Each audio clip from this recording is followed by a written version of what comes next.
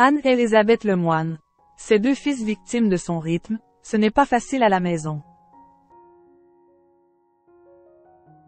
Dans une interview avec la Tribune dimanche, Anne-Élisabeth Lemoine reconnaît que son travail impacte parfois sa vie privée, et notamment sa relation avec ses fils.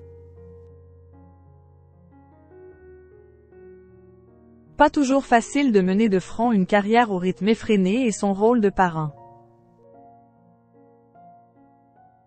Anne-Élisabeth Lemoine, aux commandes de C'est à vous depuis 2017, est bien placée pour le savoir, elle qui chapeaute l'une des émissions les plus regardées du PAF tout en s'occupant de ses deux fils, Arthur, 20 ans, et Vasco, 10 ans. Avec son travail, celle que l'on surnomme Babette est soumise à un rythme draconien qui impacte bien souvent sa vie privée. Faire du direct, c'est beaucoup d'adrénaline, et je mets d'ailleurs du temps à redescendre après les émissions, avoue Anne-Élisabeth Lemoine dans la Tribune dimanche. Puis d'ajouter: je le constate avec mes deux fils quand je rentre chez moi à 21h30.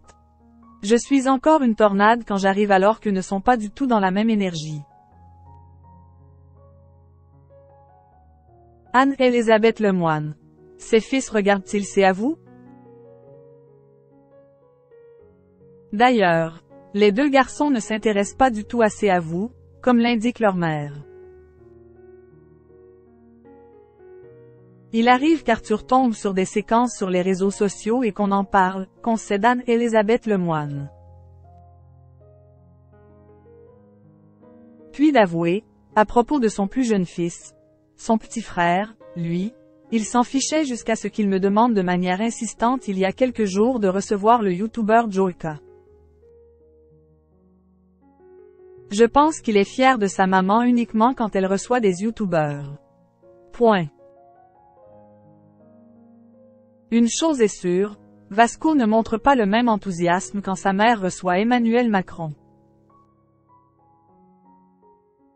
En décembre dernier, avant de recevoir le président dans C'est à vous, Anne-Élisabeth Lemoine avait dû annoncer à son jeune fils qu'elle avait du pain sur la planche.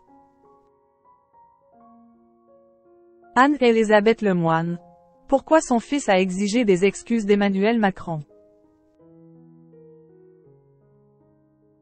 La veille, quand je suis arrivée chez moi, j'ai dit à mon fils de 10 ans, Vasco, que je ne pouvais pas m'occuper de lui car j'avais énormément de travail. Il m'a répondu: d'accord, à une seule condition. Qu'Emmanuel Macron s'excuse parce que je ne peux pas profiter de ma maman. J'ai transmis et le président s'est excusé. Rire, se souvient l'animatrice.